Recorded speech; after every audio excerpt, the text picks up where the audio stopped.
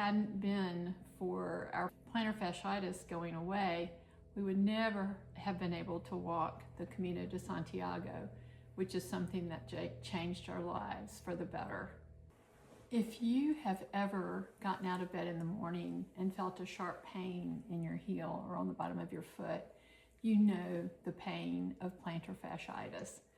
Both of us, Wick and I both, had pretty bad cases of it 20 years ago, and we tried everything, but nothing fixed it until we learned this one stretch, and we want to show you today. So 20 years ago, both of us had decided we were going to step up our daily exercise, which we did, but we did it without learning to stretch well, and then ended up, both of us, with plantar fasciitis. We tried everything the doctor told us, wearing a boot at night and icing it, and nothing was really fixing it. And then my brother, who also had suffered with it, showed us a stretch that a physical therapist had showed him, and he passed it on to us, and we want to pass it on to you today.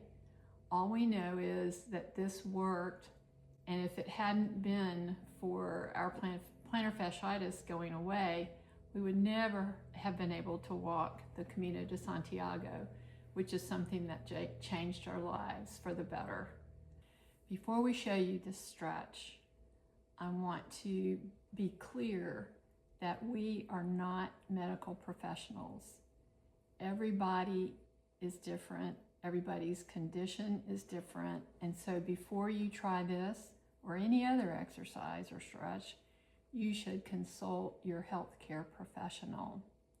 But what we can do is demonstrate it and tell you what worked for us. But be sure to check with your healthcare professional before you try it for yourself. When we first started doing this stretch, and we were still in a lot of pain with plantar fasciitis, we started by getting up in the morning out of bed and hobbling around, but we walked around enough to warm up our legs and feet. And then we tried this stretch first very gently and for just short amounts of time.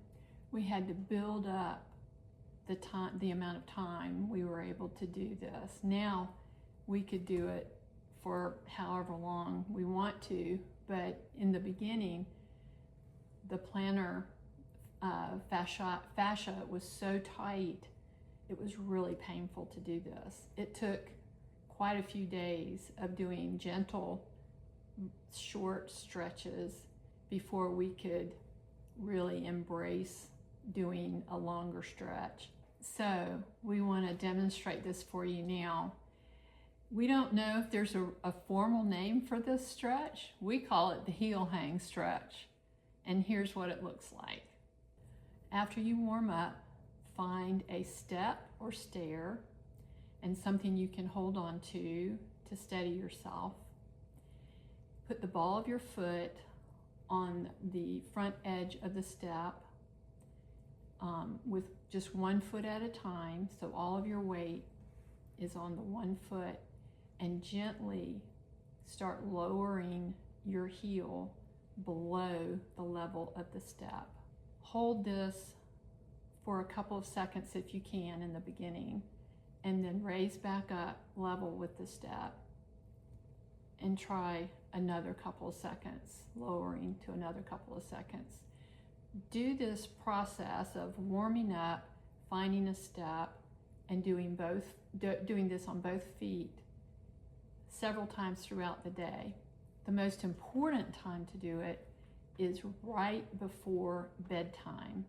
The last thing you do before getting into bed should be doing this stretch for as long as you can. That will really help you start healing so that every day it will get better.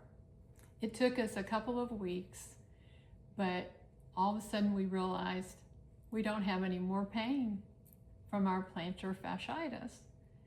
And now, today, 20 years later, We've walked the Camino de Santiago lots of times in the last 17 years and have been able to do that because we weren't in pain.